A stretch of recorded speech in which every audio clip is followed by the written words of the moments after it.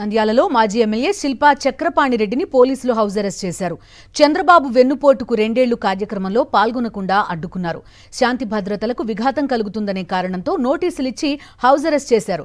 MLA Budda Rajasekhar Reddy కుట్ర పన్నారని మండిపడ్డారు.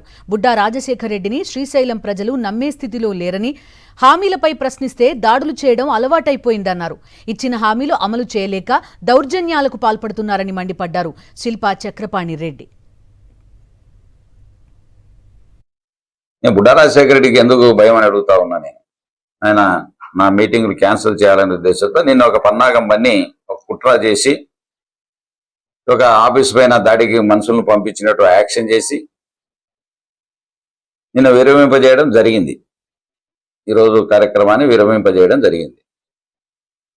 నేను బుడ్డా రాజశేఖర రెడ్డికి ఎందుకు భయం అని అడుగుతా ఉన్నా. నేను ఏ విధంగా అయినా సరే ఇలా భయోత్పాతానికి గురి చేస్తే రేపు పోటీ చేయరని బుడ్డా రాజశేఖర రెడ్డి ఒకటే చెప్తా ఉన్నా, పోలీసును పక్క పెట్టు, మన ఇద్దరం తల్లారు.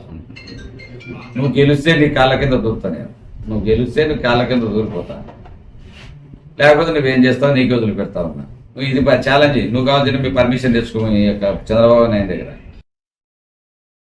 మరిన్ని అప్డేట్స్ కోసం ఛానల్ ను సబ్స్క్రైబ్ చేయండి. నోటిఫికేషన్స్ కోసం బెల్ ఐకాన్ పై క్లిక్ చేయండి.